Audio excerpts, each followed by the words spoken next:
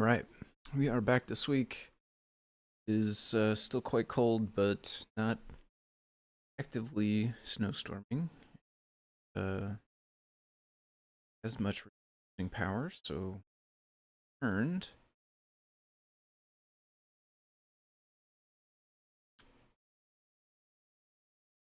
Fine, that's interesting. What's up, Pi5? It's nice to see you, my friend. Here. This, excuse me. This anymore. All right. So, welcome, good morning, happy Saturday. For anyone who's new and does not know, my name is Tim. I go by Foamy Guy on GitHub and Discord, and I usually stream around this time each week, Saturday mornings, 10 a.m. Central Time. I was gone last week, like I mentioned a minute ago, because there was some bad weather, and it looked like we might lose power. In fact, I think right across the street over here, they did lose power, because there were electricity workers all around. But in any case, we are doing better this week on that front, and I am back.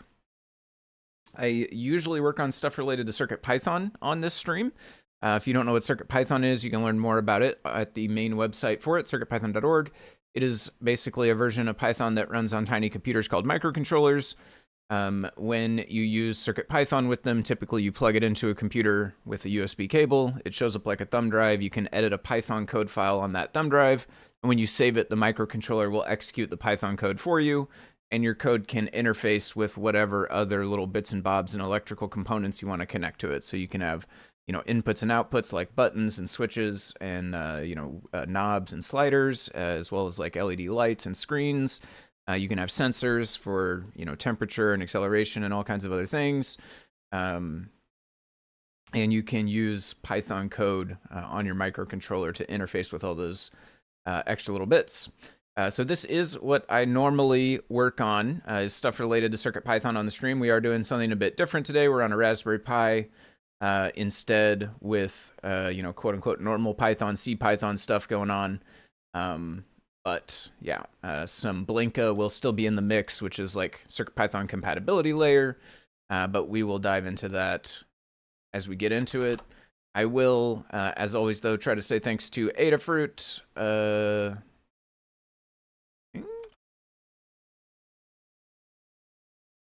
We got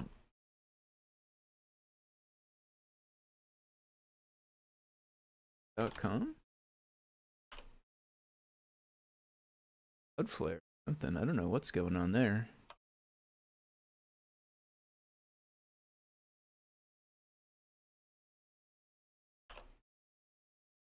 It thickens. Yeah, I don't know what is up with that. Different browser profile or whatever. Anyway, Adafruit is a hardware and software company based out of New York. This is their website, adafruit.com. They are the primary sponsor of CircuitPython. So the whole project that I was just talking about that I usually work on, there's a team of folks that work on CircuitPython who are paid by Adafruit to do so, including myself. And there are other folks who work on the project part-time. There are lots of folks who work on non-CircuitPython, but still open source, still DIY maker related tools and platforms and systems and services. And Adafruit makes all of those things possible by paying people to work on them. If you want to help support them and CircuitPython and all of the rest of the open source work that they do, one of the easiest ways to do it is by purchasing hardware from them, which you can do at their website, adafruit.com. We'll close this, and hopefully we will not need the pages.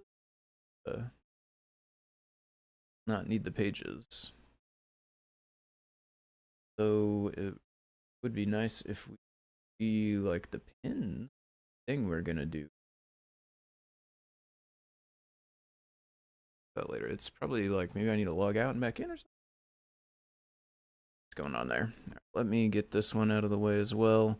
What is up, C. Grover over on the Discord? Good morning, my friend. Nice to see you. Let's see. Is it scrolled? Yeah, it is. Okay.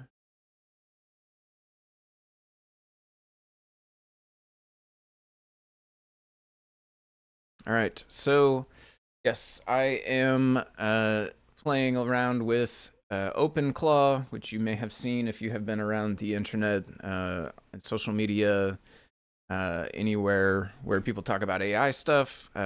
This one has been sort of all the rage the last couple of days. It is, we can load the page for it perhaps. OpenClaw.ai is the new one. So this is a program. It kind of gained popularity a few days ago under a different name, Clawdbot, and turns out you're not allowed to just reuse the same name of a company who already has a thing in the same industry. So they had to change the name from Clawdbot to something else. They chose Moltbot, and then like another day or two later, they changed the name again. So now it's OpenClaw. Hopefully it's going to stick. I don't know. Maybe we'll be doing the same thing again in another couple of days. But for now, we have OpenClaw. And what it is basically a AI agent that runs on a computer. So lots of people are putting these on Mac, Mac Minis, MacBooks. And it runs on the computer. It has like sort of shell access, and it can interface with all sorts of other services and communications systems. So their kind of pitch is you can hook it up to like your WhatsApp or your Telegram or Discord or iMessage or however you choose to communicate. You can hook it up to that. You can chat to it through there. It can respond to you. And then because it's running on the computer, it can like take actions on the computer on your behalf. So it could open the browser for you and like, go to a web page and look at something, or it could interface with an API, so it could like, get your Spotify playlists and start, music for you. It could interface with your email, and it can like give you a summary of all your messages for, the last day or whatever. These are kind of the things that it sort of got, started going viral and popular around doing this sort of stuff.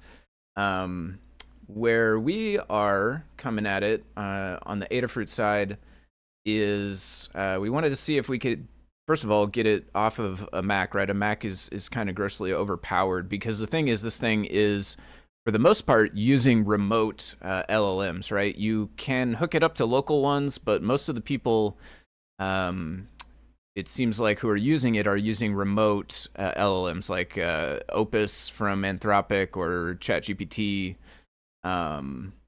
So yeah, the actual computer it's running on doesn't need to be that powerful. Most of the sort of thinking, if you will, text processing, in this case is LLM, is occurring elsewhere. It's occurring in this, in this case, I have it hooked up to cloud, Anthropic Opus model. So it's occurring inside their server is where the real heavy lifting is, and this is sort of just communicating to it over the network with, JSON APIs or whatever, right? So it can run in there. You can chat to it to ask it to do things. You can schedule things. So you could say like, once a morning, send me a recap of whatever my emails said yesterday or whatever. You can use it kind of like a personal assistant type thing. But we wanted to get it running on a Raspberry Pi, so I have a Raspberry Pi 5 here. I have a TFT shield, or whatever they call that one. Is it a hat, I think, because it's a Pi? Pi TFT plugged into the top of it there. I don't have it set up yet, so it's just powered on and showing full blast white backlight, which is washing out the camera, but we'll get to that in a little while. I have a ribbon cable connected to it with a Pi cobbler, which you can barely see down here because of the way the cable is. But there's a Pi cobbler breakout on that breadboard. I have a little stemma. We go from this side. I have a little stemma connector there that's connected to the breadboard. So I have a temperature sensor connected. And I now have some LEDs, some NeoPixels connected to that as well. Also just plugged into the breadboard down on this side where you can't see it very well. Yeah, I could give you a peek a little bit. Sort of a little bit there, you can see. And I have been playing with this the last couple of days. I have gotten pretty far on getting all this stuff connected to it, although I am on a fresh SD card. So this is a brand new one that doesn't have all this hardware and stuff hooked up yet. That's what we're going to do on this stream, and I'm going to take some screenshots. and stuff because I'm working on the guide. I'm kind of like resetting everything up to go through the process again now that I've learned everything I learned over the past couple of days, and get screenshots and get meticulous documentation written down. My first pass through, I had lots of notes and stuff, just short form written out to myself about what different parts were required in bits, but it was very much just like scratch notes type stuff. So we're fleshing those out into a guide. And I think the place where we are going to start, so I have the Pi here hooked up to the camera. We can see it. I also have VNC connected to it so that I can remote into it here, and we can control the Pi from my computer, and I can show you what we're doing while we're working on it. And I think the first thing we want to do right now, I'm going to start with the sensor. So I have a BME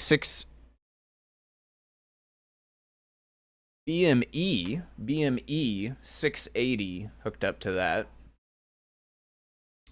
I think what I am going to do is BME 680 CircuitPython GitHub. I'm going to go to this library. I am actually going to go to the Pi5 page for it as well. Oops, I don't want issues really. I want examples. I don't like that. Examples 680. So what I'm going to do is just say BME 680. We're going to grab this. We're going to go into our little chat here. We're going to say, what's up, Johnny? Nice to see you, my friend. We are going to say, let's set up the temperature sensor. I've connected a BME 680 to the I2C bus. Oh, you know what we need to do actually before this? One thing we do before this, let's get this back out of here so we don't accidentally send it. I don't have Blinka installed yet. Let's get Blinka installed. Like, we could probably coach it through installing Blinka. But the truth is I don't necessarily really want to. I think it's easier to just do the install and get it ready for it. After using it for a couple of days, I am relatively confident, especially if you pointed it to the documentation and stuff. I suspect it probably could install Blinka for you, but just easier, quicker to do it directly, burn less tokens and such. So I should be already updated and upgraded. I do also have SSH open to the same Pi here as well, so we're connected in a few different ways. I should already have pip. I should probably already have setup tools. I think we want to make a virtual environment. I guess that's what the next thing is.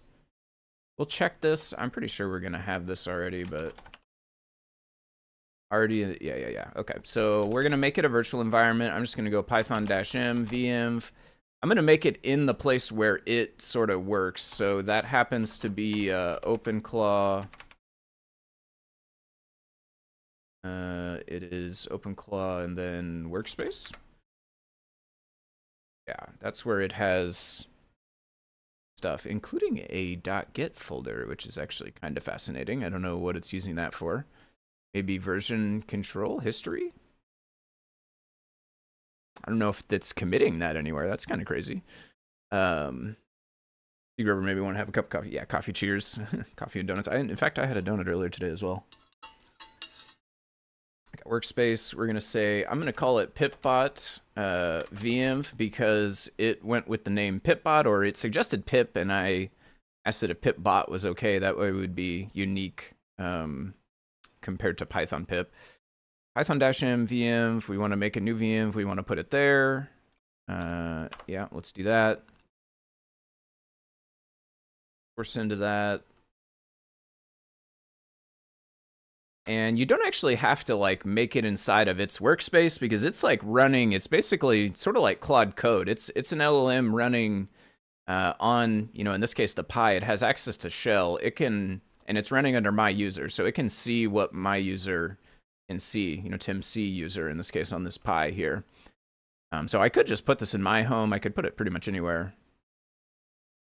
Oops, bin activate, and then we need to install the Adafruit shell thing, right? This one. And then we need to get this script. I'm actually going to clone this repo instead of just wgetting this thing, because when we want to do the TFT, which is hooked up also, there's another script in the same repo. I'm actually just going to clone this repo instead of wgetting the one file from it. And I am just going to do this in my home because we don't really need OpenClaw to do that for us. That's the wrong.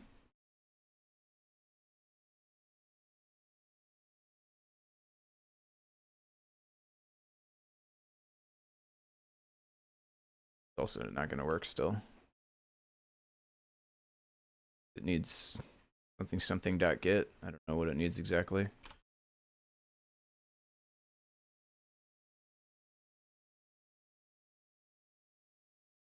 Oh, it's just .get. Actually, we were pretty close.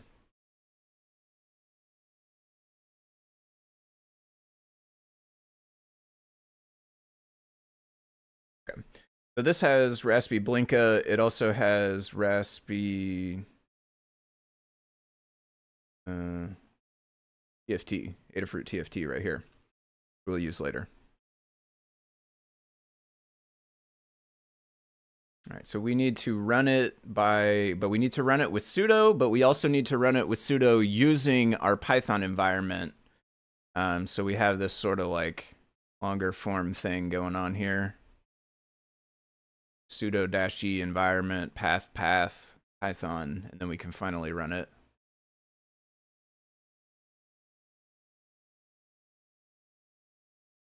And this is actually relatively fast on a Pi, so hopefully it won't be too long here.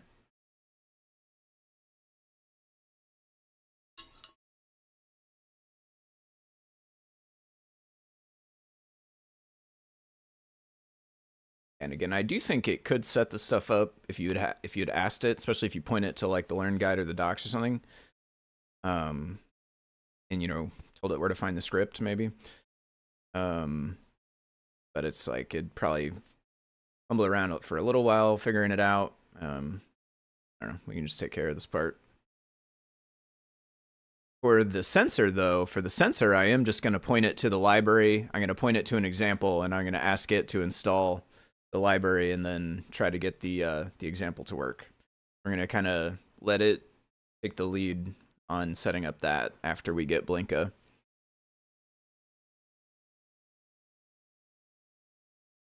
What?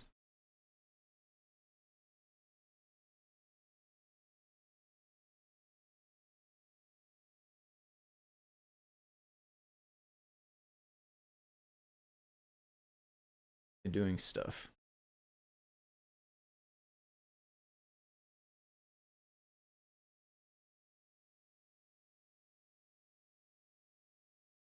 File warnings deprecated. I've seen it. So settings, it wants to reboot in order for that, so we'll tell it yes. That'll close my SSH, that'll close my VNC. Wait for that to come back up for a minute, and then we can reconnect.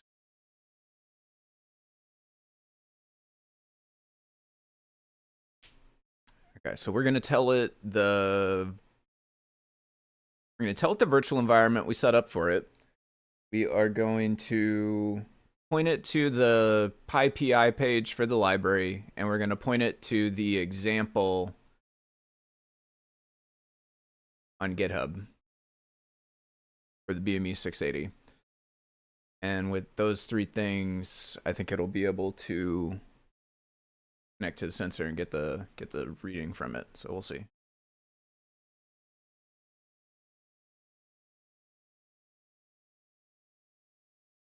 And I will just source into this now, even though I don't necessarily need to be there for the exact moment.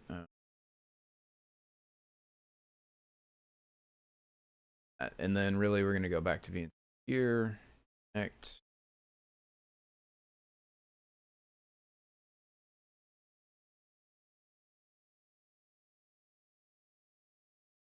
that right?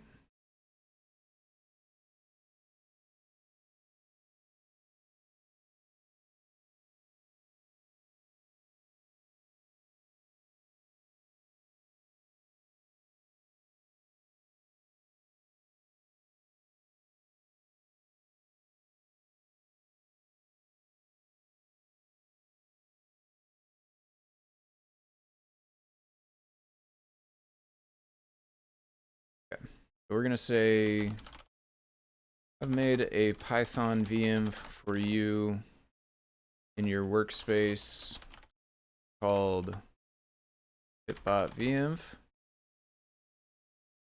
And I installed Adafruit Blinka side of it. You install this library in that VM and use it. Let's also say also connected a BME 680 sensor to the I2C bus. You install this library in, say, the VM. I think I'll know what we're talking about. In the VM. And then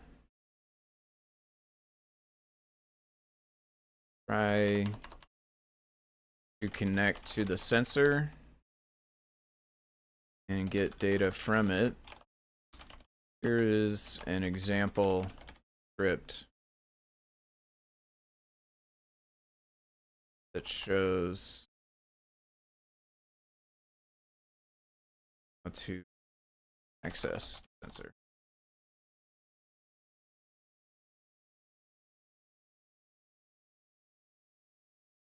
And realistically, I think it probably could get by with less than this, but we're going to start the sort of easier one, I think, because I think this is more information than it really needs probably to get this done, but perhaps we will save a little bit of time and a little bit of tokens by being more specific with it.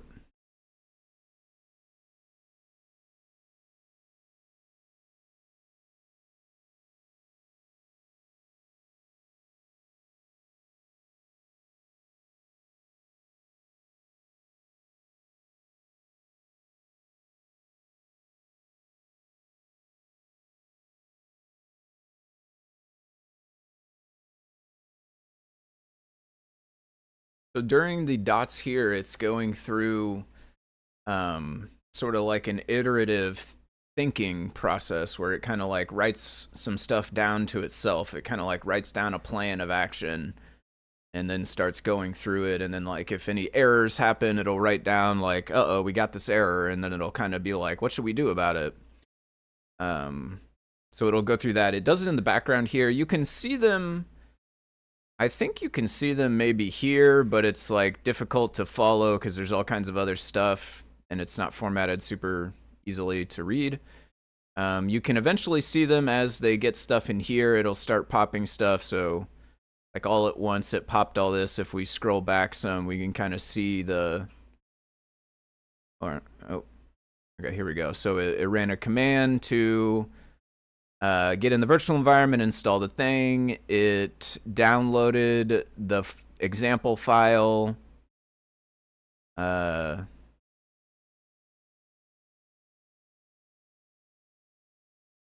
This is the response it got. Okay, so this is like a tool called WebFetch where it fetches the thing and it gets some metadata as well. So it has all this content, which is metadata all in JSON there. I have no idea what glow comet poll does. Hopefully that's, so it's looking at the indexes, processing, downloaded. Okay, so this looks like the pip install there. More glow comet stuff. I don't know what that means. Process running. You can click these and it'll show a little bit more, but in this case it doesn't really say anything useful. Poll glow comet. I wonder if it's like checking on the pip or something. It's looking in indexes, API, running, looking at indexes. He's stuck in a loop here. He's stuck in a loop. Library.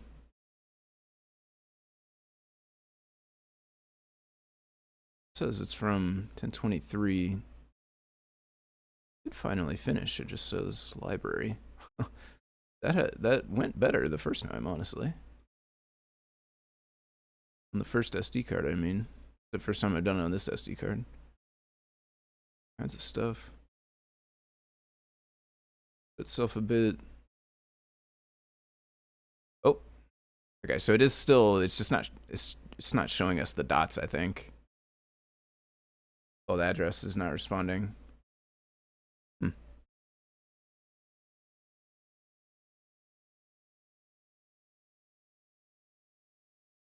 Seven.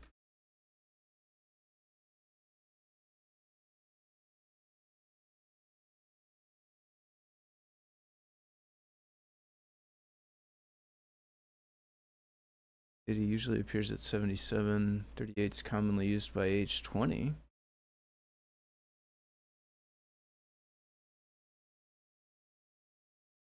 Yeah. How well the focus will want to work with the screen, but we definitely have a BME 680.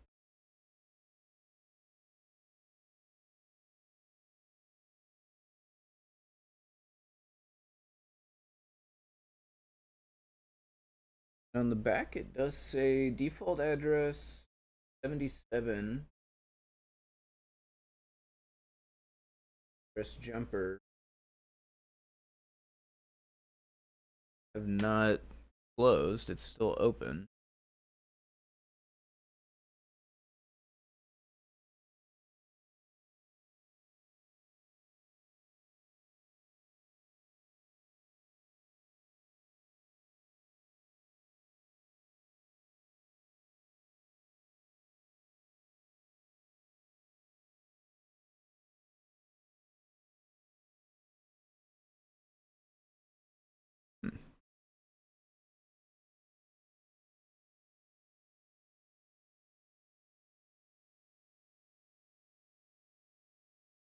On this page, there's a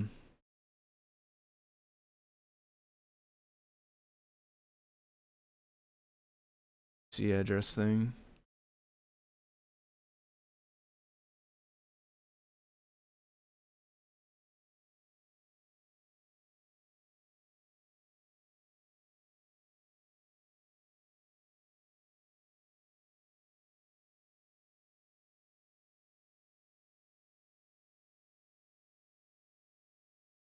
This is essentially how I have it wired.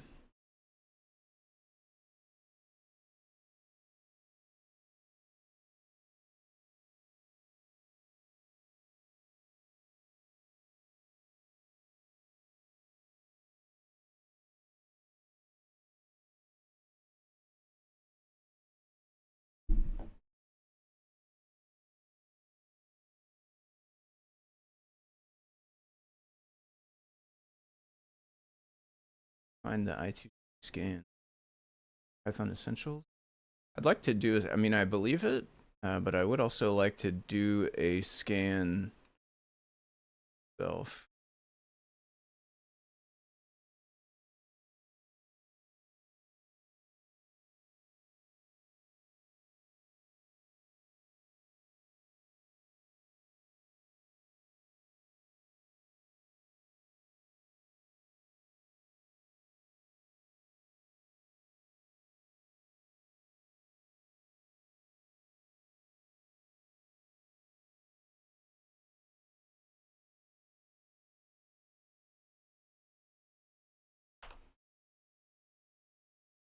Or .I2C, which should be what we want. I'm already in the virtual environment, so we should be able to do this. Indeed, it only found 38. I am gonna unplug this.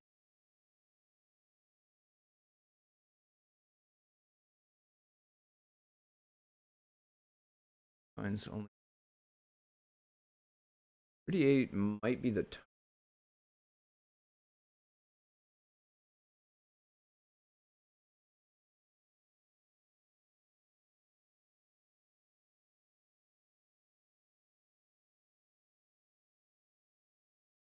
So I did I don't know if this was plugged in all the way before actually. I did just get the cobbler as well. So I had all this hooked up and working on a older SD card. Yeah, but the wiring was different. I didn't have the cobbler yet, so I kind of like botched together some strip board to make a like sort of janky stemma connector bit thingy. And I got the cobbler yesterday, so now I'm hooking it up with that. So, and I think the problem was honestly the stem just was not plugged in all the way because I unplugged it, I plugged it back in, and I noticed it went further than it seemed like it was a second ago. And now it's showing up, so that's on me. Let's see, I think I just didn't have the connector seated properly. Try looking again. Default address.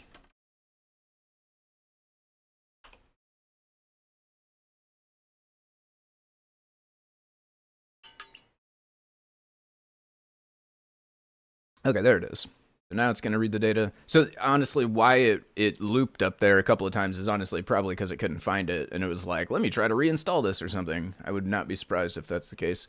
But yeah, there we go. It's got the temperature, gas. It basically can get all the data from the sensor. It saved the test script. The temperature 5 degrees since the chip run warm. Calibration, that's fine. We don't really care about that. Also curious about the other device, 38's typically that. Yeah,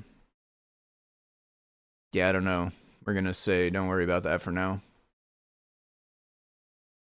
It's not this, because I don't think that's connected. My guess is that it's the touch screen, because I think the capacitive touch screen uses.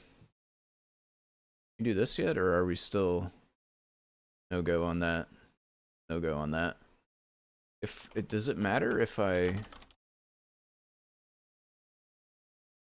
no. Just redirects a bunch of times and then it gets me to there. What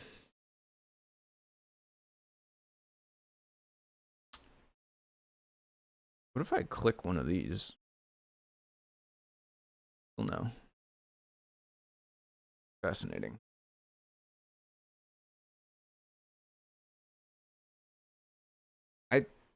Yeah, I don't know for sure if that.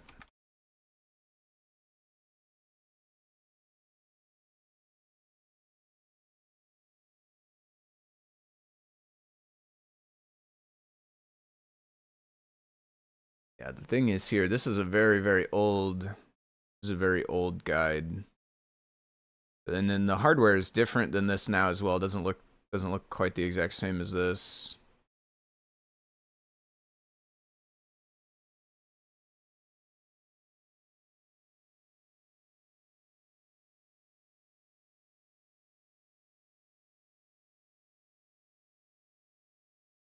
So I don't know which driver it has either.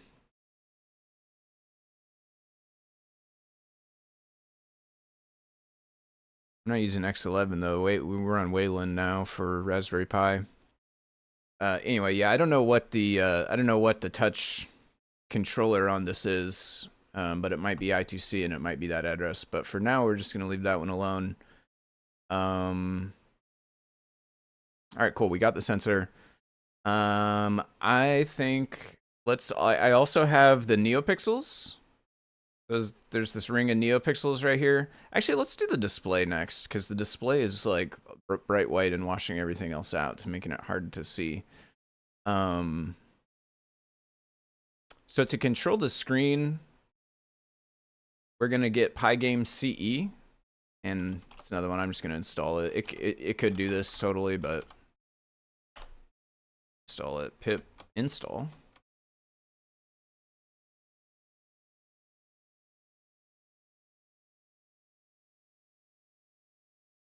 Easy install page.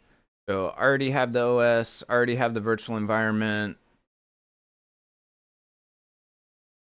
We'll install these things. Have them already, honestly. I don't know why we would need Flask sequence. Range one. Not using Flask. Well, alchemy is a separate thing too, so that's weird.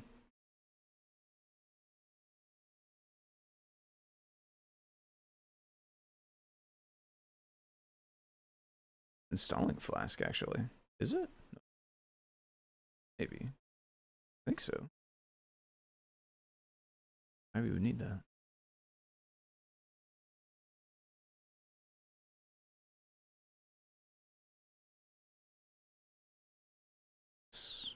Click. Go.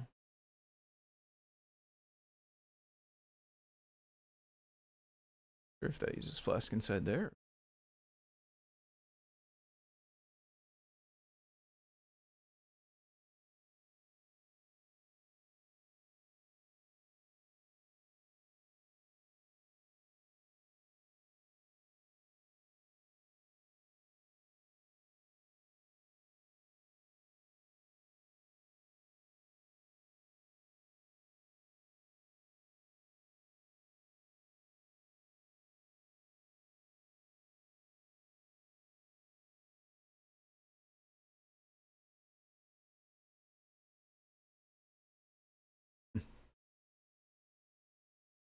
Okay, so that's so yeah, this we already did clone this earlier because I knew that we were gonna do this. Inside of it where we've already cloned it, and we need to run. I want the mirror install. I don't want the console. I want the mirror. And we have a 2.8 capacitive.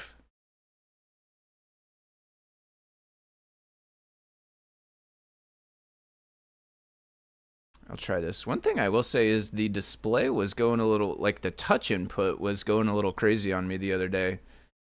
When I did this the first time on the first SD card. I wonder.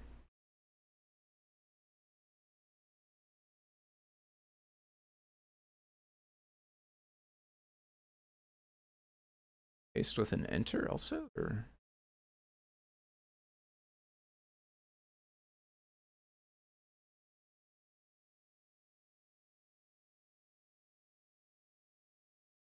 One thing that I may try if the screen does get crazy on me again is actually doing the resistive one, since that should like disable the screen hopefully. But yeah, the other when I did this before, I noticed the screen like every now and then it would just start registering sort of phantom clicky taps everywhere, and that caused it to get a little crazy, obviously. All right, so that wants to reboot again. We'll let it.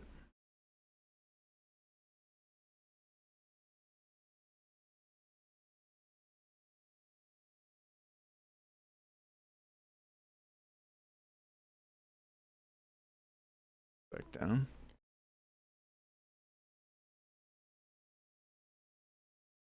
All right, so there we go. Now we have Raspberry Pi on there. Still kind of messed up because I ended up doing. Well,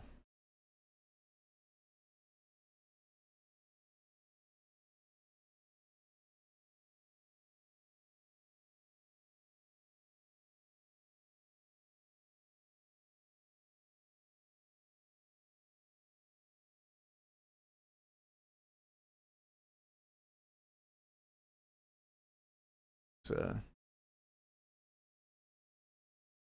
on the bright side, I suppose. I know what aperture priority mode means. It was defaulted to there, and it also has this like pick that. Oh, is it doing the touch thing already? No, because I'm on my computer. Move that while that's that. So there's also color. Like 3.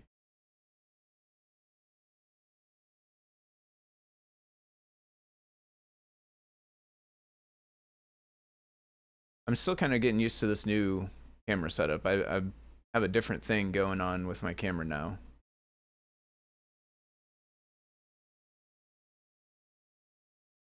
I was using an Android phone.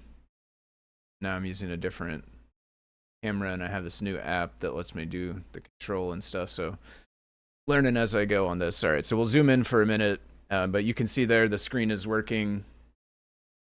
And one thing that will be weird about it is, so it's set to mirror and it's gonna be all weird now, right? Like my start bar is kind of messed up. We go to preferences. We are gonna go to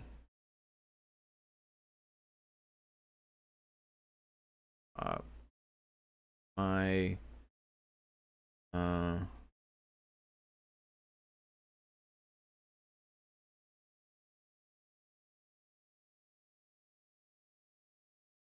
these don't matter as much. I'm gonna turn them on.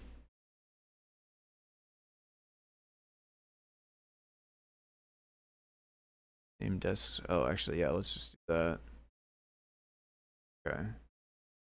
But then also there's another thing we want to do, which is screens.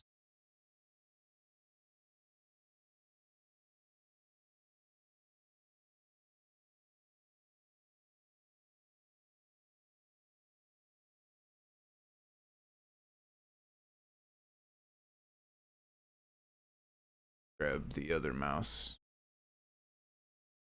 We can't see in the VNC window.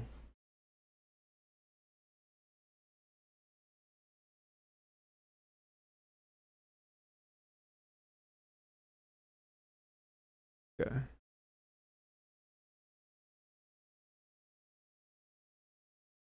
This mouse is here.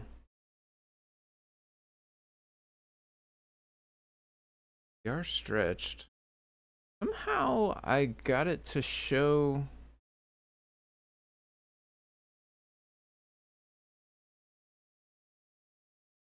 Taskbar. Location. MI. There we go. That's what it was. Taskbar. I should shut that while we're here. Honestly.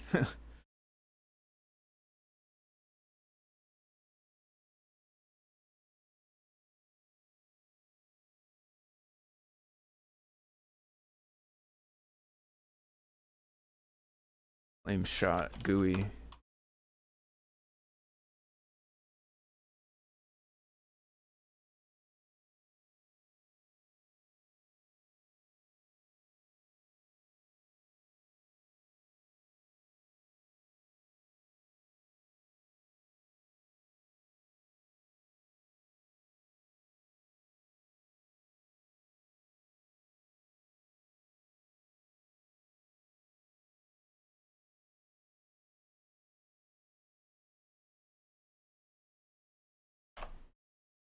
We're gonna want that for the guide. So taskbar, that gets this back.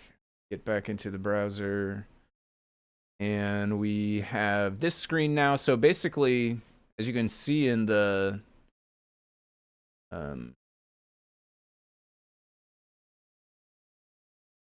small again, but that's fine. As you can see in this one, we basically have little screen in the top left and then big screen off to the right of it.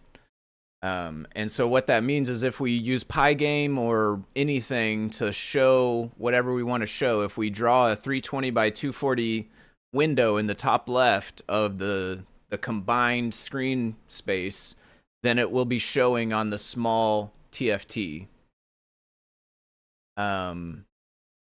So I think what we can do, we did also install Pygame CE, I think, right?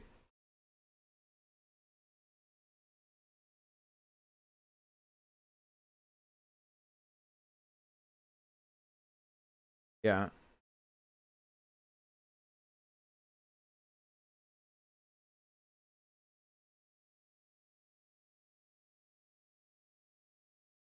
All right. Let's just say it's not.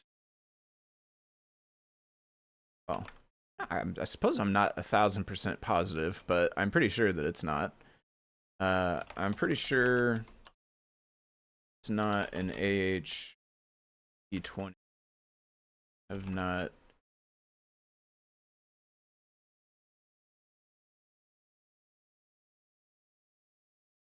Not connected. think. Figure that out later. Next, work on the display for you. Installed a game in your VM. And I've connected a TFT display. Set it up. The top left 320 by 240 pixels shown. Yeah, I think it will know what this means. Full system shown on the TFT display. Can you try to run a Pi game the test script show something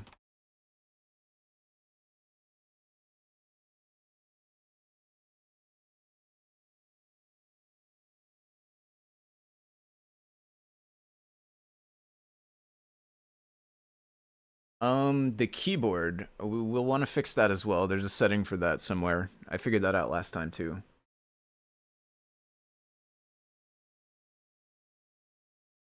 Okay, so it drew a thing, but it didn't work because it's in the center of the screen.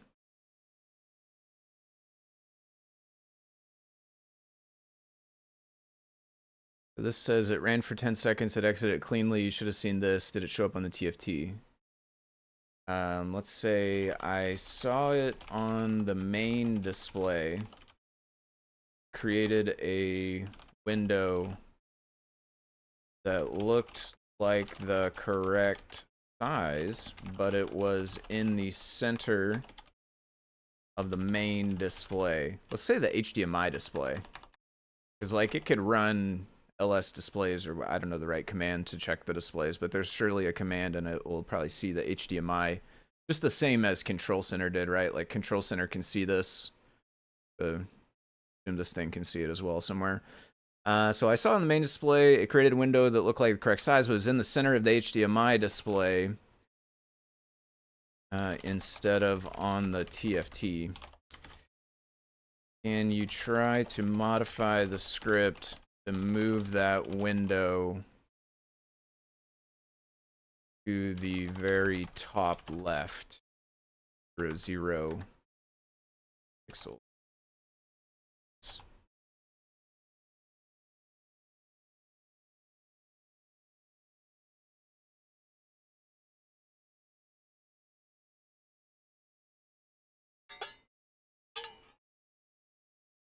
All right, there we go. Now it's got the TFT showing over there. One thing is it does still have the start bar, which pushed the bottom off a little bit so that we can't actually see the bottom. That's good. We can say yes. That time we did see it on the display. Should I tell it we're live streaming or just start going with the collective we? That time we did see it. Play. Is there a way to make it a border this window but won't have a title bar? Will fit the 320 by 240 perfect.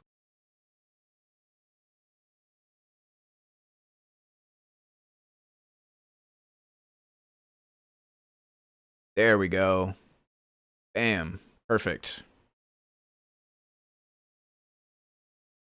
All right. So OpenClaw has control of the screen. Let's try to do the keyboard thing real fast. I'm pretty sure that's in here somewhere. All right. So it did this. What? Add Pi game no frame flag should be borderless 320. Right. Perfect. Yeah. Awesome. That is working perfectly.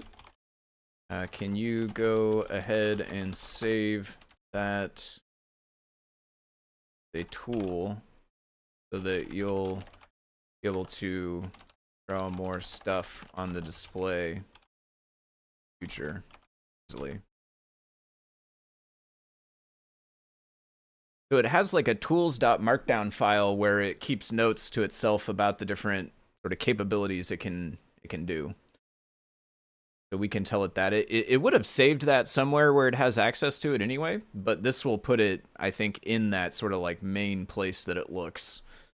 And we'll see what it says, but this is sort of what the last one was doing to me. Now, I will say too, this OpenClaw thing, they're changing it super rapidly. There's a ton of new commits even in the last few days since the last time I set it up, so it could also react a bit differently. While it's doing that, let's look in this. That's back to here, maybe? Yeah, because there's keyboard. On-screen keyboard.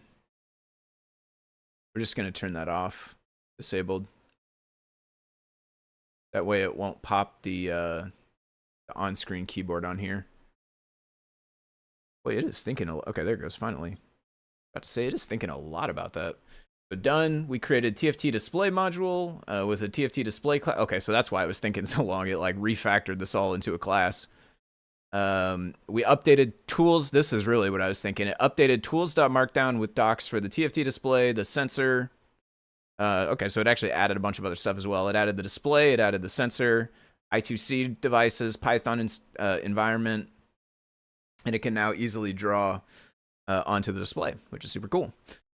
And we could take a look at that, right? So this is perhaps what I think is probably the coolest thing about this OpenClaw project is we can just go in here. We can go to workspace. I'm gonna be very careful in here because there's also like API tokens and stuff if we cat the wrong thing. In fact, I'm gonna double check before we cat that there's not one in here. Say cat tools, and I can make sure there's no tokens. Okay. Yeah, no tokens. Safe. So yeah, this I think is one of the coolest things about this is we can just look in its brain, sort of its memory of where it's got all these files that it's sort of reading all the time to decide how to interact with us. So tools.md is where it stores the different sort of like skills or tools that it can work with. So now we have TFT display, just points itself to there. It mirrors in the top left. It's got this stuff. Here's a little example script that it wrote for itself. Key methods are these, colors, run with. Here we go, BME sensor. It's got the address. It's got a test script, Python code there. Unknown, but not this, per Foamy Guy. Yep, thank you for that. Python environment, pitbot installed. So I installed Blinka, but it noted that down. I installed this, but it noted that down. It actually installed this one, and then this would have been installed by Blinka, I'm pretty sure. Just FaceTime with the guy that wrote an IP stack with the guy that wrote the IP stack in the ESP IDF. Wow, that's crazy. That was unexpected. Yeah, I mean, crazy. That's cool though. An ESP devices all over the place. Okay, so we got the display, we got the sensor. Let's do NeoPixels next while we're here. So for NeoPixels, I'm just going to do it kind of the same way I did the BMP. So we're going to go to the Pi5 NeoPixels page, which is it's not. This is like the one library that's different, I think. Be wrong. I did. Okay, NeoPixel. So just make sure.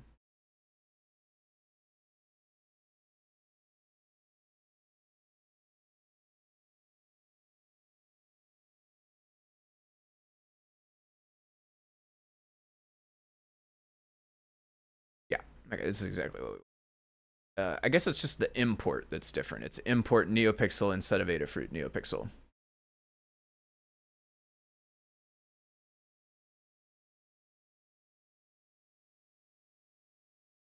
Let's go back to our chat. We can go, cool. Next, let's work on some RGB, rainbowy RGB fun. I've connected, I'm gonna guess this is 30. Probably tell it how many there are since you need that to initialize it. 12, 13, 15, 18, 21, 24, 27, 30. Yeah, so there's 30 NeoPixels here. I have connected it to pin 26, memory serves, although that was a while ago.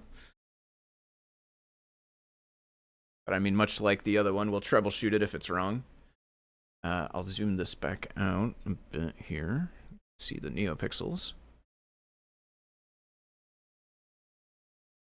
Rainbowy RGB fun. I have connected a strand of 30 NeoPixels.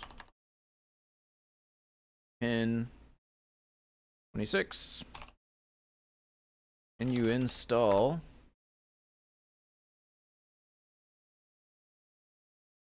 for this time, let's just say install this and then try to use it to let's see, what do we want to say? Control the NeoPixels. Let's say try to set them to pink and brightness 0.1. We don't need them to be trying to blind us here.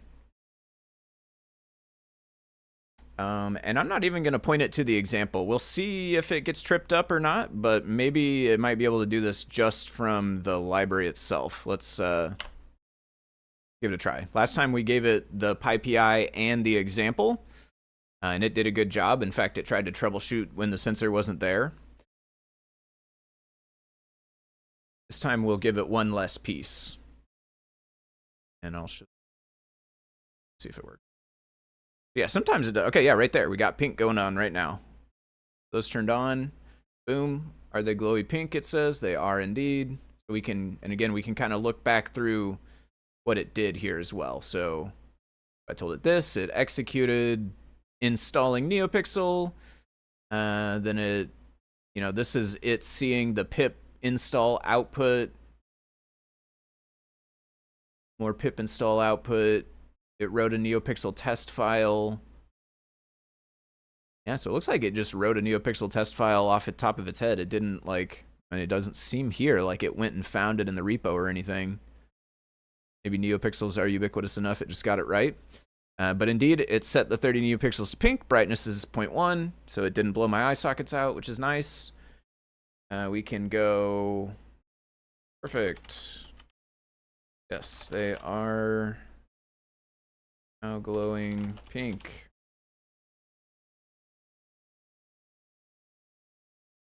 And then we can just say you can add that. You can add NeoPixel control to your tools file as well.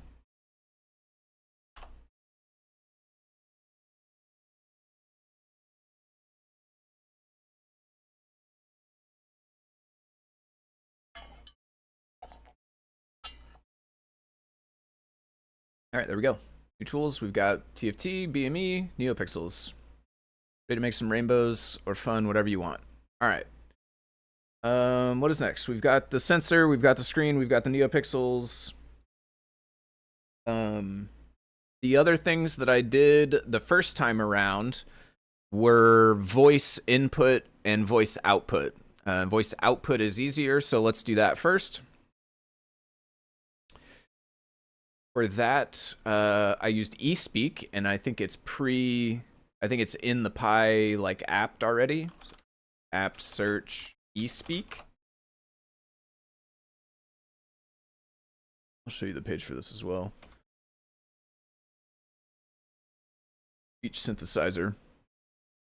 So I think this is a relatively older project. This is not one of the sort of newer wave of text-to-speech engines. This is an older one that sounds kind of robotic, but I think it's easy to use, and I kind of actually dig the robotic sound for this purpose, since we're sort of making a robot helper agent thing, right? So I think, yeah, so it does do this.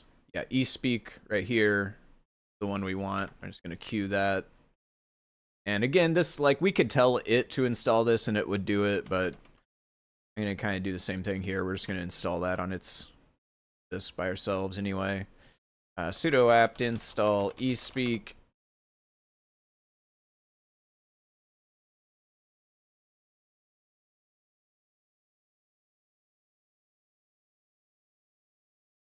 And I've got, here's,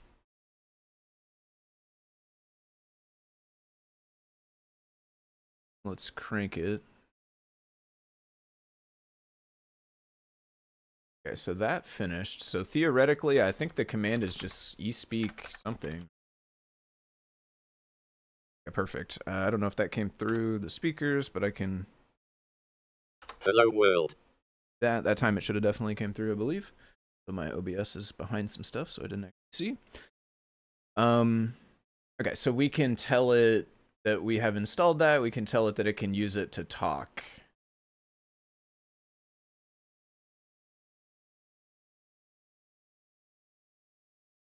Focus. Oh.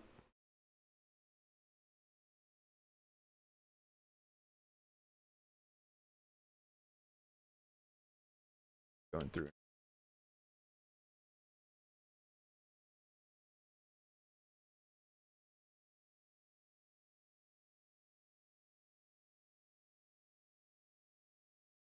Oh. I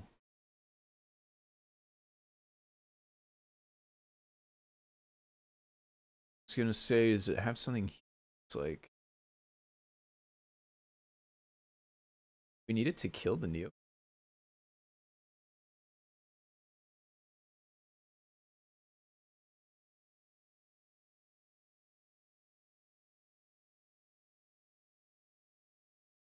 Click, but I can't type.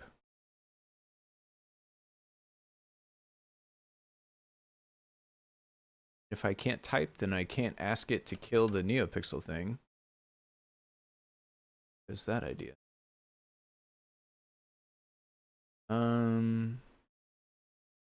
Assist.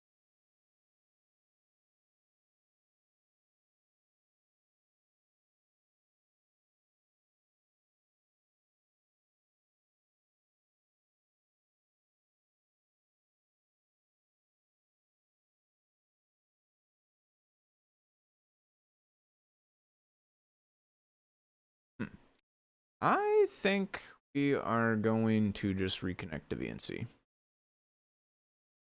Be sure how to log out of the VNC. Users?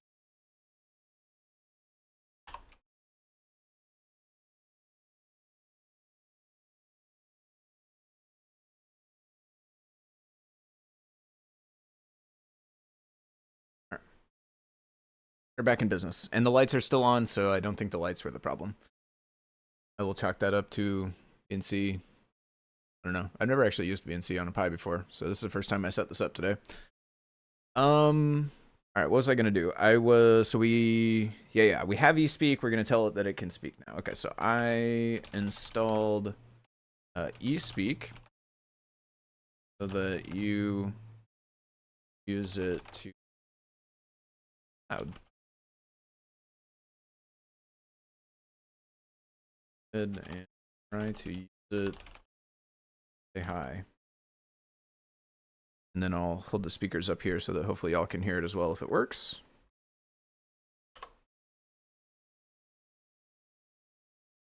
Hello, I'm Pipbot. Nice to meet you. Yeah. Hello, I'm Pipbot. Nice to meet you.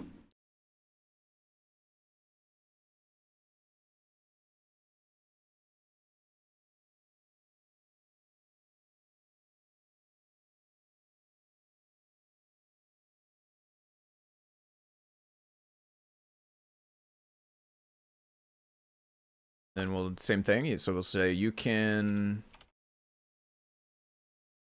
Go ahead and save that in your tools file. Use your voice later.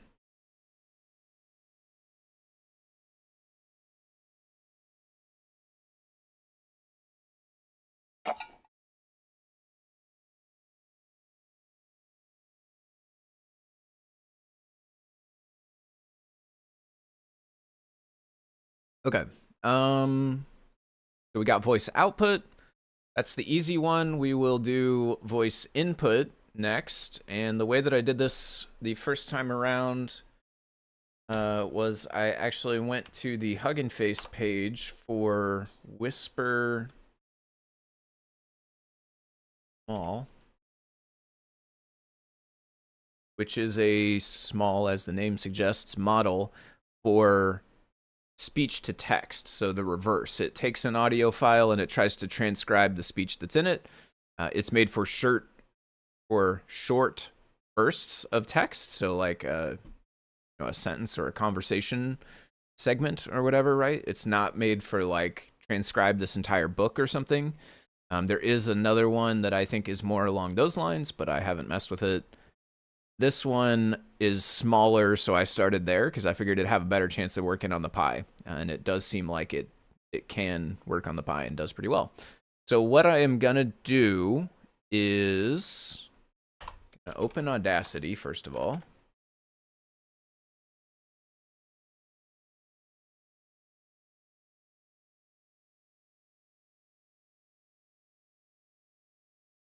Go to Audacity, and then I'm gonna record.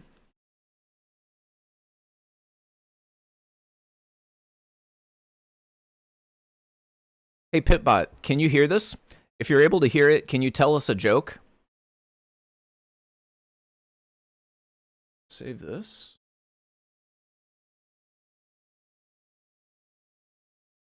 I don't have it right now, but we.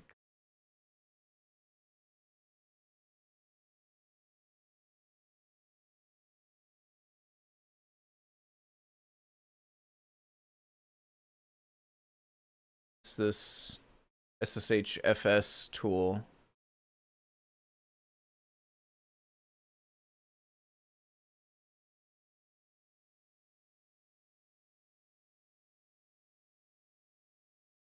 You have to use the full name though, turns out. This is like using an SSH connection, but giving you like a file connection from it, essentially. So it kind of like proxies a file connection through SSH so that you can just open files, paste files, that sort of stuff. And in our case, we can then save a file there in test.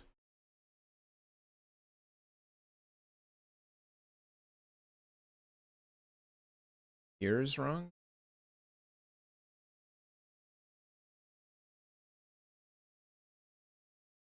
There. So yeah, we have test audio there. LA, that is 78K, so that's probably got the sound in it. Let's move it to its workspace, just so we're not asking it to go look around everywhere else. I'll just say CP test audio / because we're already in OpenClaw workspace. Put that right there, test audio. And actually, I'm going to name it test audio input since we also have audio out now as well, just to be super clear about it. So move test audio to test audio input. Okay. Now we are going to say, boom, whisper small. And this one will take a minute. This one took actually more like probably 5 to 10 minutes last time, but we'll see how it goes this time. So I'm going to go, great. Now let's work on speech input. Speech input.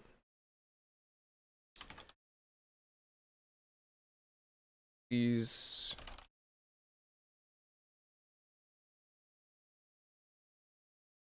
install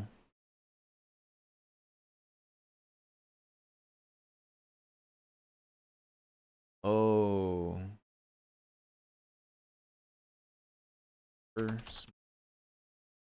Small, whisper small model. Get right there. I think it'll figure that out. Whisper small.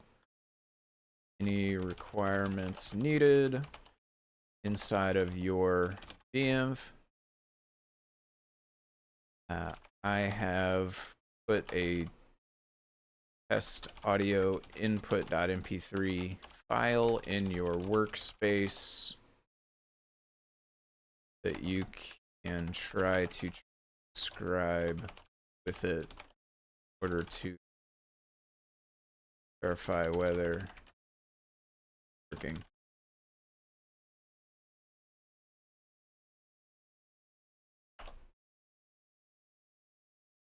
All right, and yeah, I do think this one will take a bit longer because it has to install several things with pip in order to just use Whisper Small, and then when the first time you try to use it, it also has to download model file data something something. I don't know exactly what, but it has to download stuff, and it will take a minute probably. So let it chunk along. And again, yeah, you can kind of look in the logs to see what it's doing, or you can wait until it's done and it gives you the recap where you can just scroll past it. Like scroll up to go see more what it did. But there's also, it saves all of this into a file.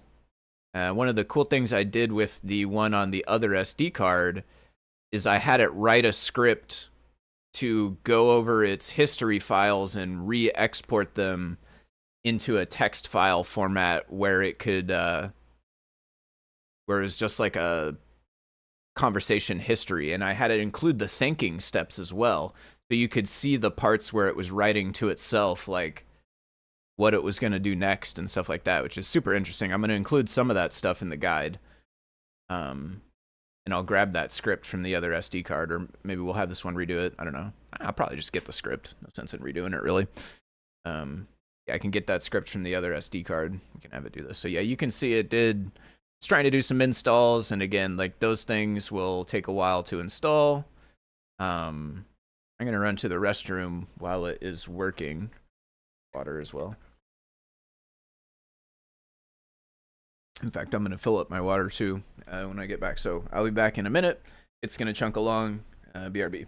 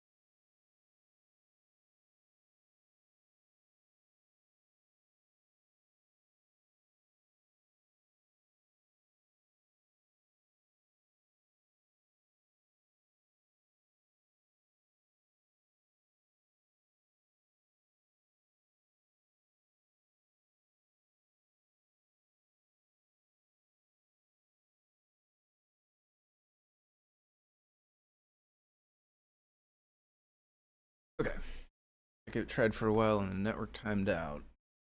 Again with reach. Look in the logs, make sure stuff.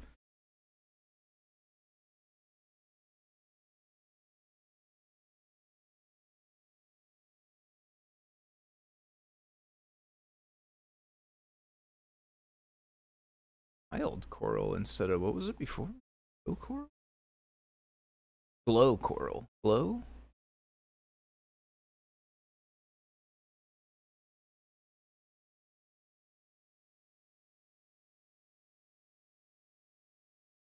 So it's downloading. Trying to download it, failed in the middle there. Network seems a bit flaky.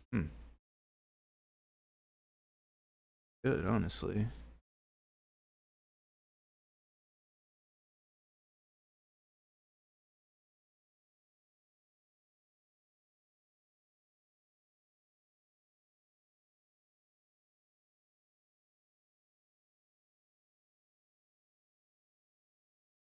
Monitoring.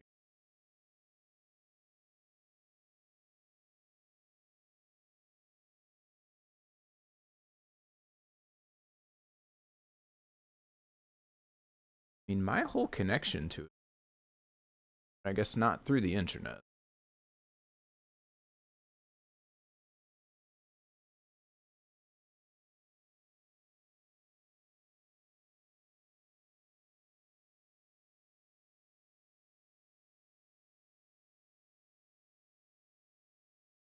We can also see the command that it ran. We could just try installing these things.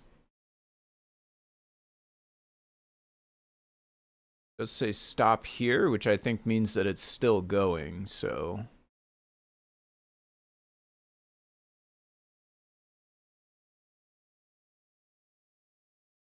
We have like a bunch of tool starts, tool ends.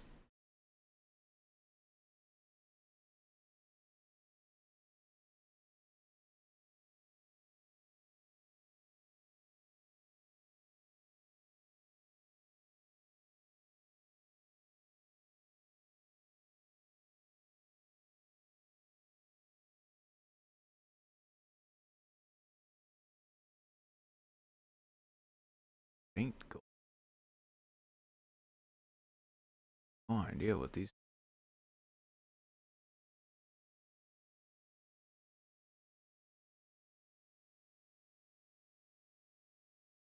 One thing I don't like about this interface is there's no bar. Oh, is that it? You just have to hover. Okay.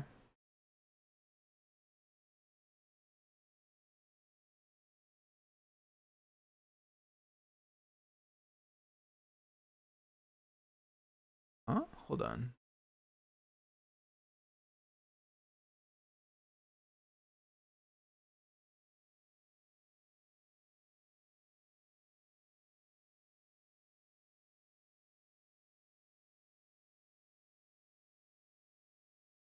Hmm.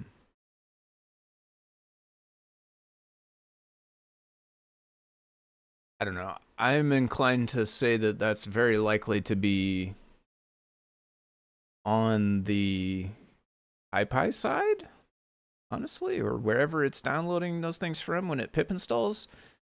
The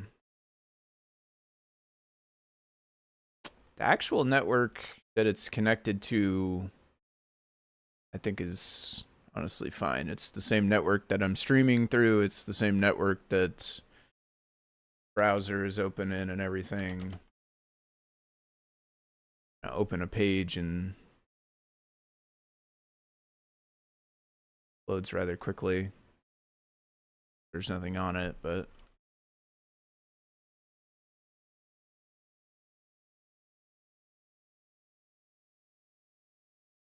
I could go find a file and download it. We could see, but like most typically the downloads go way faster than that. So my best guess is that there's some part of the pip install or wherever it's downloading from that going kind of slow for some reason.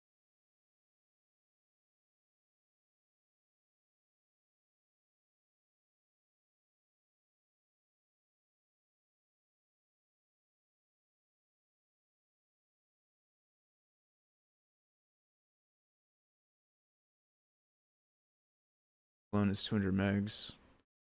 Keep waiting, could wait 20 minutes. Kill and die, different approach. Go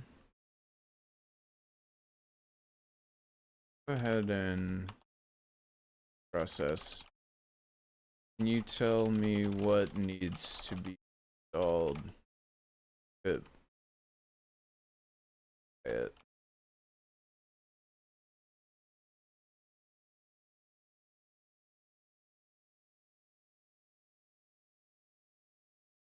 It should be going faster than. And here's what you need to install. Source, we already installed source. We should be Rise, Torch. Try these. I'm gonna do them. Already in the environment. Pip install first.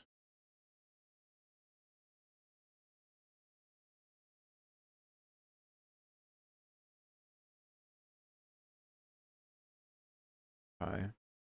I mean, part of the problem is it's like each one of these also has a bunch of other requirements. I'm not sure if it's counting like all these other things it downloaded. I wonder if it just was like downloading all these things, but it thought it was spending the entire time on the 6 megs or whatever. Oh.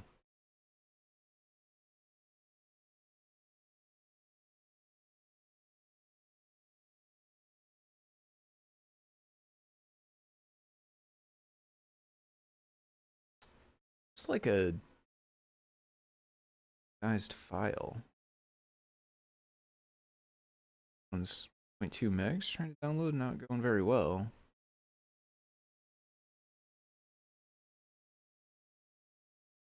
Network be slow though.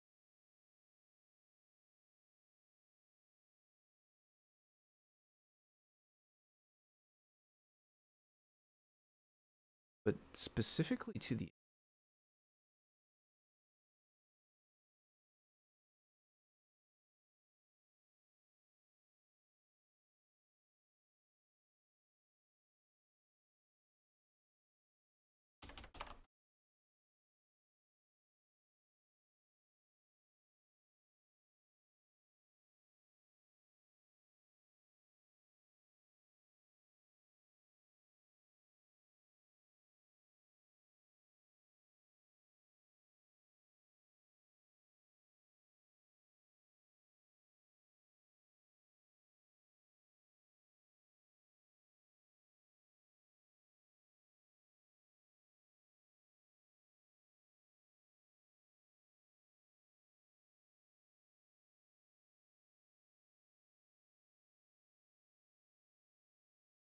I mean, that completed 30 megs instantaneously. Like, I did not even see it hesitate.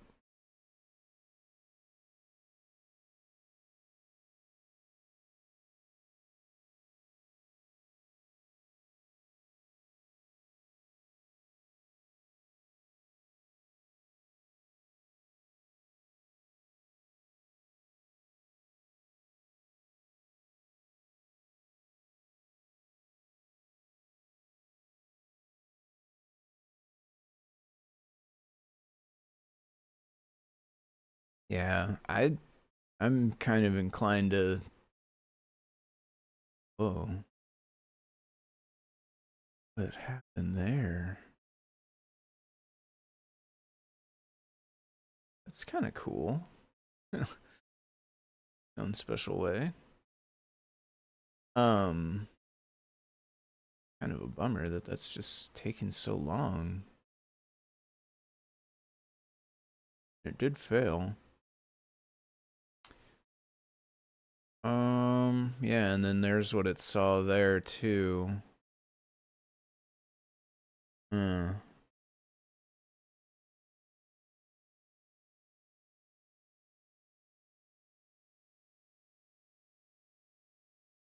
And this says downloading this.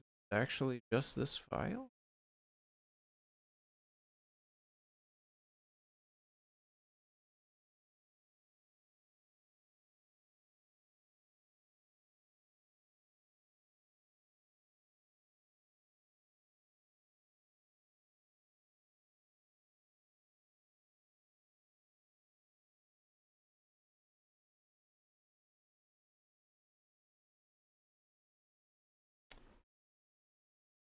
I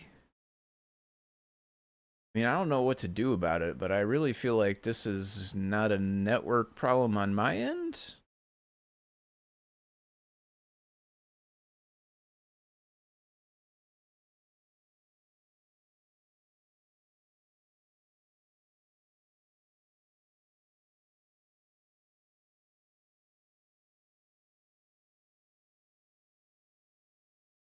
This one almost made it too.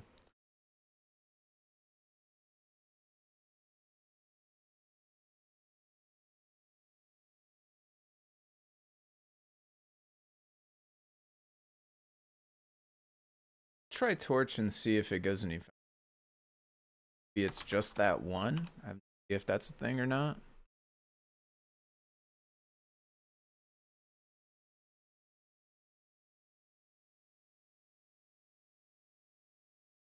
I mean, it's just still very slow.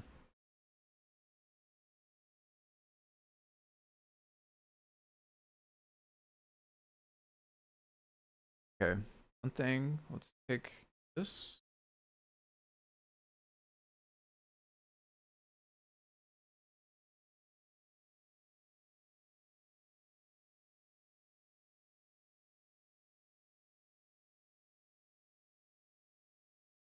Okay, so yeah, even on my local computer here, not the Raspberry Pi,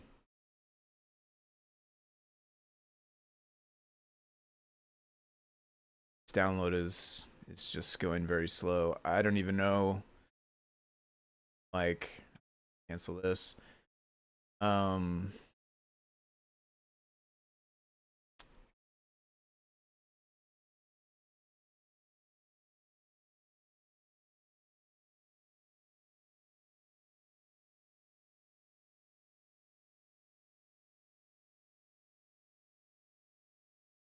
can't search.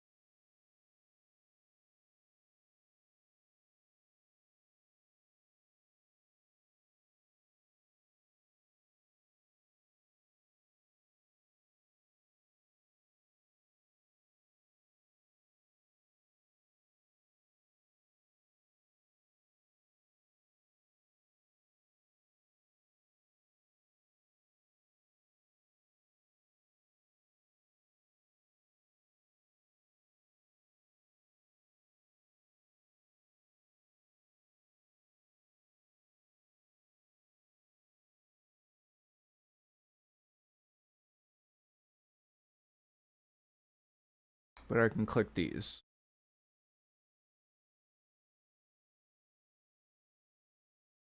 Yeah. I don't think very highly of most social media.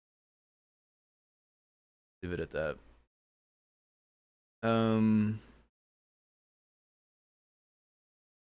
I don't even know what to do about that. I mean, I don't think there's anything I can do about it. Like, frankly, I think the Pi backbone servers or whatever are just going way slow for some reason.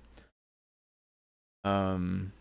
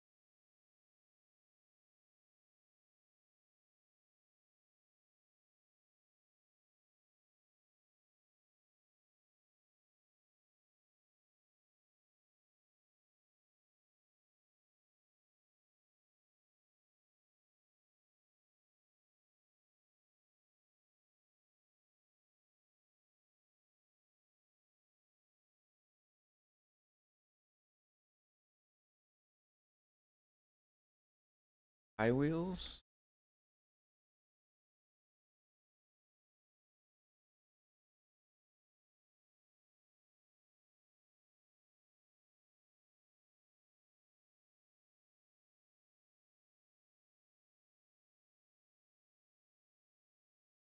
Um,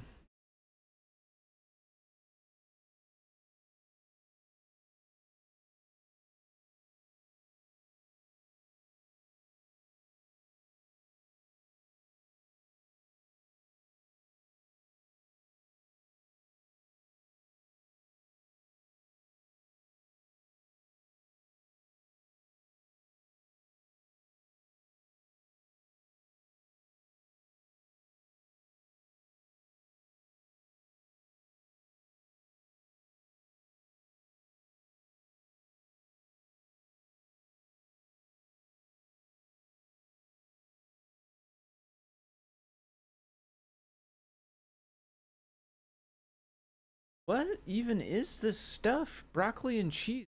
No sense.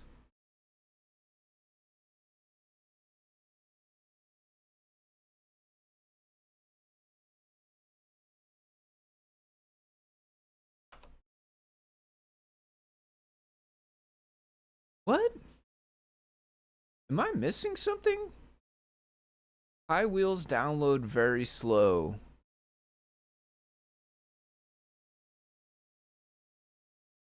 Soup. TikTok. All this TikTok nonsense. BLTs. Bro, I am confused. I do not even know what is wrong right now with the internet on the world. This makes no sense. Okay, like Pi Wheels is a thing though. Like, am I crazy? Am I crazy? This is piwheels.org. And this has no search results except for food and weird Facebook pages. That seems so unlikely. Why would that be?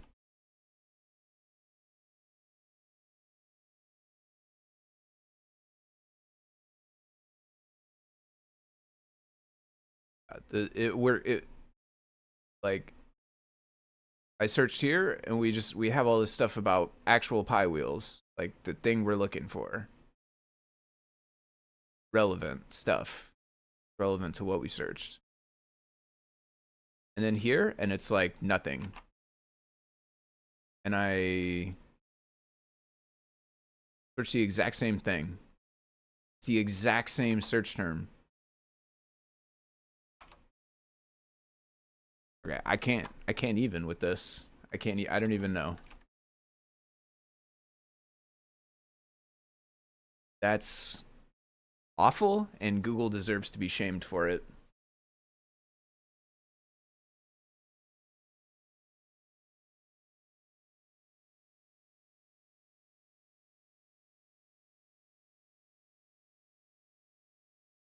Oh, wow.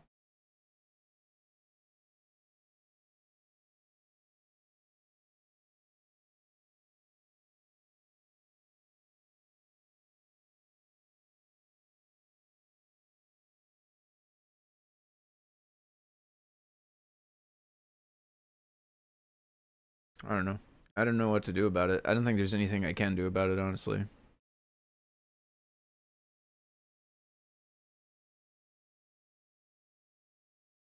I mean, the actual pip install might still take some time if it's done in Pile and stuff, but I'm just doing a download here.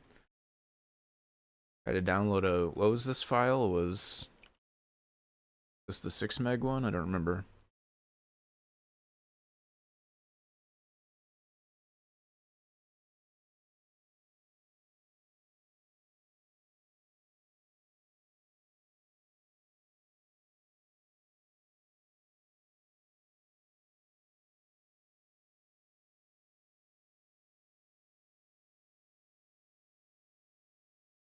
Yeah, I don't know. I think I am gonna probably let's call it a day for now after we ban this person trying to sell viewers on Twitch.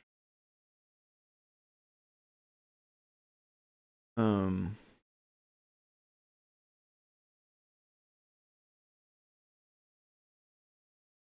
yeah. There's there's more stuff we could do with what we have, I guess. Like,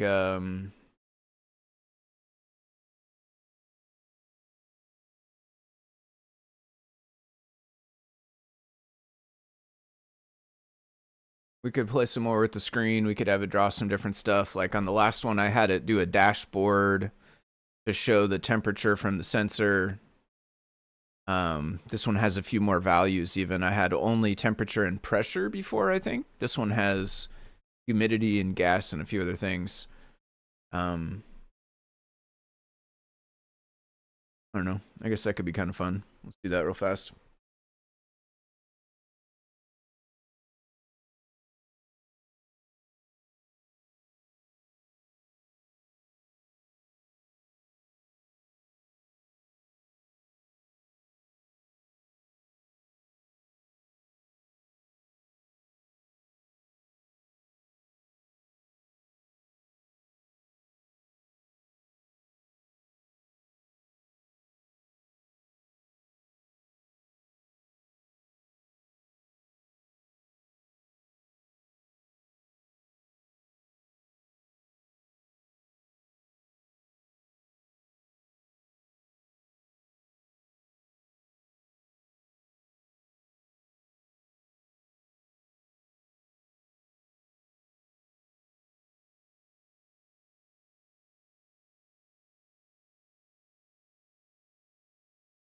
All right, instead of that, can you please make a dashboard for the TFT display that shows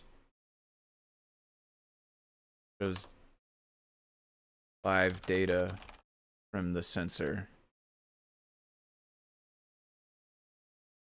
BME 680.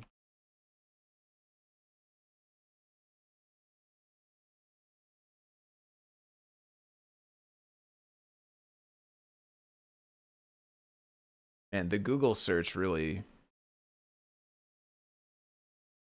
bums me out in a way. Like, that's really disheartening that Google is like, oh, you're on a new profile, so we're just gonna like refuse to show you relevant results. Instead, we're gonna show you TikTok recipes and like nonsense. I don't want to just complain about that for the rest of my stream, but consider me kind of disheartened by that.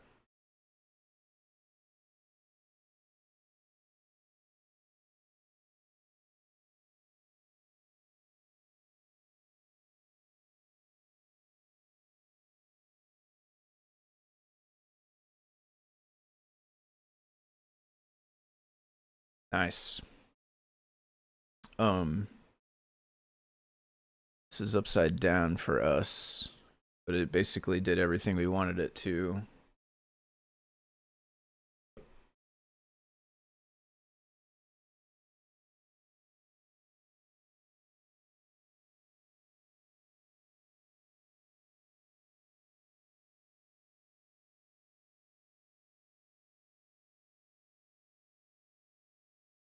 Pitbot, it tries to put a emoji, which doesn't work.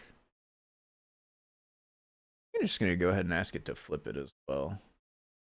Oh, can you see it? Press escape to close it when done, or let me know if there's any issues. We could press escape on the keyboard, I guess. Running, it says Pitbot sensors, has humidity, temperature, pressure, air quality. Quality's good. Flip over time. Arc lines will build up. Oh yeah, it's drawing the little graphs there even. Nice. Let's ask it to flip that. Now, actually, let's say awesome.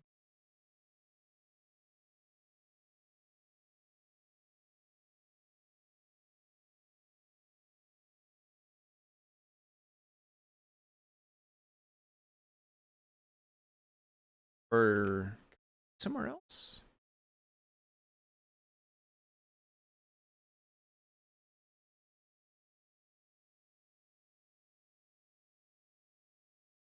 Trying to remember. Like, I do think that I flipped this around on the last one, but I'm trying to remember if I flipped it around in Pi game? No, I think here. Inverted.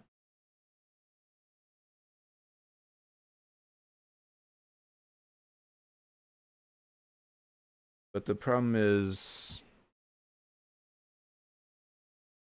well, it just like closed.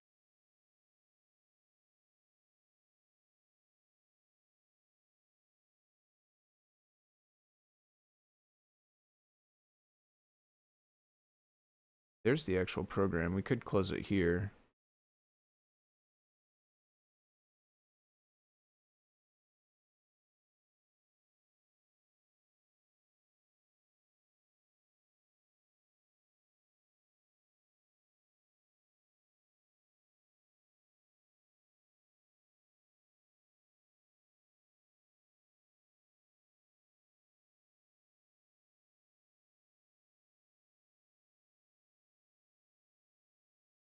Like, as soon as I clicked apply, it just like closed itself, basically. And ordinarily, it would pop up a thing that's like, do you want to keep this? But it just instantly closes, and I assume it's crashing. Which does feel kind of familiar.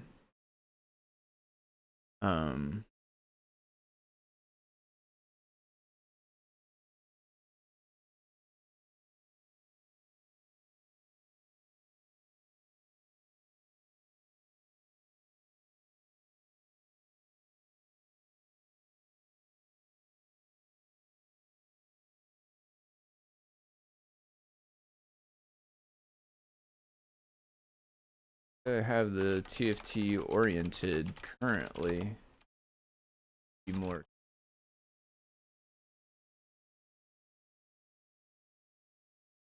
I think it maybe can do that in Pi game somewhere. Maybe that's what I had it do last time.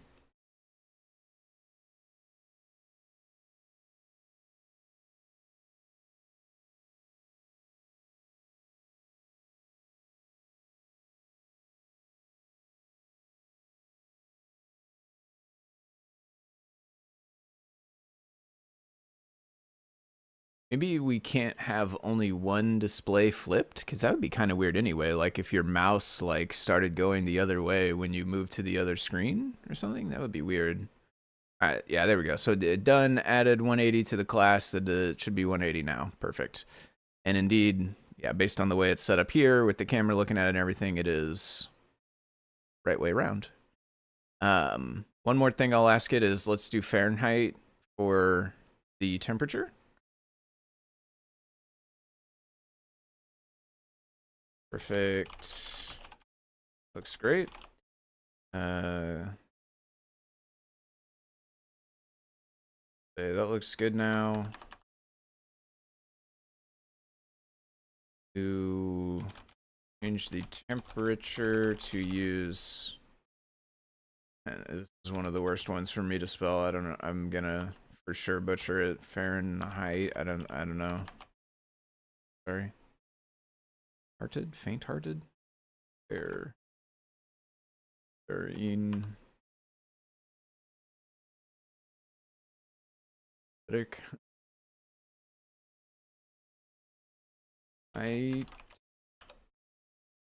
Google is just gonna be completely useless because I am not collected enough data yet. I said I was gonna try not to.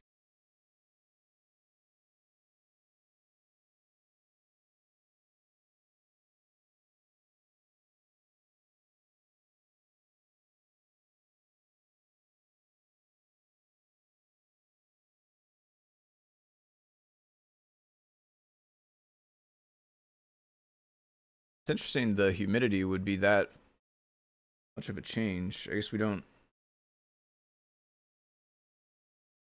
sense.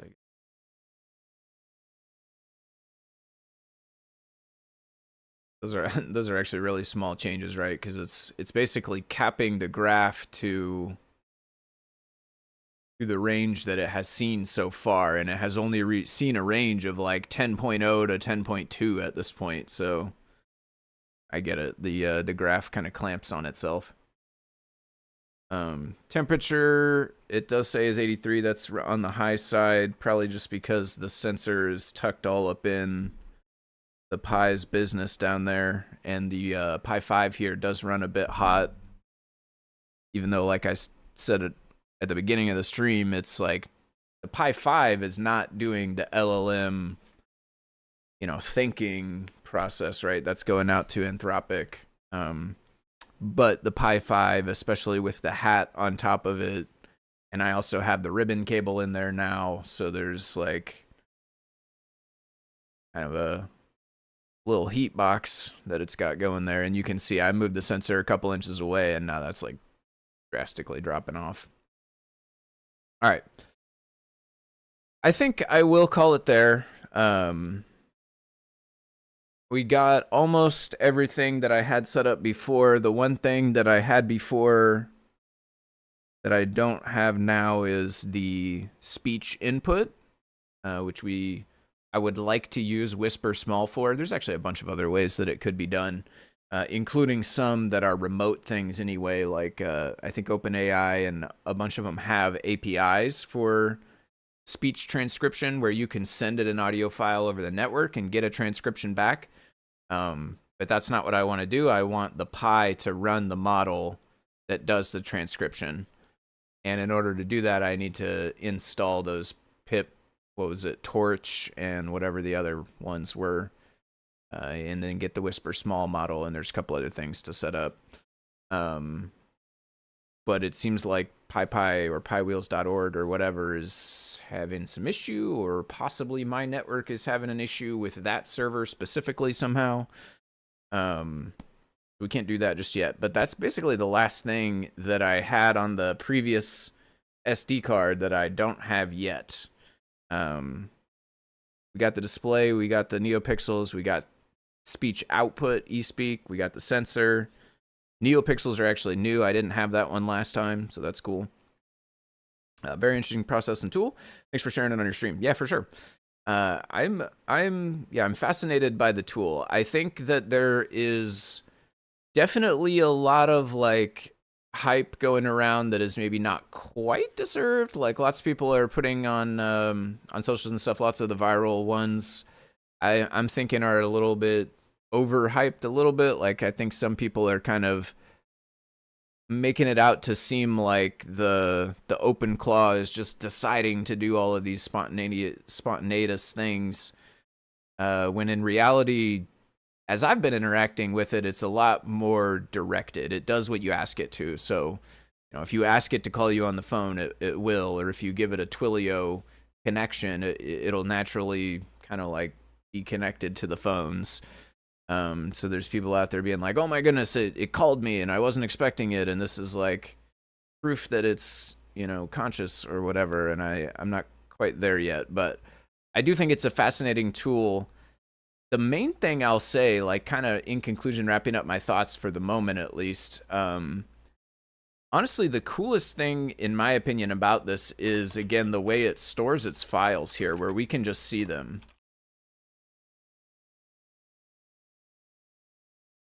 And here it's got the tools markdown where it was adding all the different tools. It's got a profile of the user, so this will be the information about me that I've told it. It's got like an identity and a soul file and some different stuff here. The way that it's just storing these things as text in markdown files, I think is actually super fascinating. What this makes me want to try is try not OpenClaw, but instead Claude Code, but specifically Claude Code, where I keep a set of these markdown files that are like different than these ones and more sort of purpose built. So like I'd have one maybe markdown file that's like how to build CircuitPython, or one markdown file that's like how to add a core module to CircuitPython. And it has notes on how to do those specific things. And then having Claude Code like read those and act upon them. I think there's actually something really powerful there. The way it's put together with this is interesting and makes for some good sort of like gimmicky viral content in some different ways, and it can also do some very cool stuff with the Pi here. But in my mind, I'm kind of thinking the true like eye-opening moment here for me at least is these sort of like memory markdown files, and trying to use those with Claude Code and being able to just go in and edit these whenever I want, right? To tweak the behavior of the bot, I can go into its sort of memory files and rewrite stuff to have it do things differently. And I do think as you iterate on that, you could build up some really, really powerful sort of like sidekick style tools and stuff. But anyway, I will stop rambling for now. Thanks for watching along. I hope you guys find this stuff interesting. I know lots of folks are out there playing with this thing right now. It's all around the internets. There will be a guide coming. I'm working on that, so it will have documented the setup for the Pi5, as well as essentially the same stuff you saw today, getting the screen running, the NeoPixels, the sensor, the speaking. Eventually, we'll have the input as well if we can get that. So look forward to that coming soon if you want to set this up for yourself. Otherwise, I think it is about that time to bid you farewell. As far as I know, should be back at the normal time next week. So Saturday morning, that is the 7th next week of February, 10 a.m. Central Time. I should be here. I'm not sure if I'll be back to CircuitPython yet or if we'll still be finishing up on this project or what, but I should be here working on something. If you would like to watch along, I would welcome you back then. Otherwise, so long, farewell, have a nice day, have a good weekend, and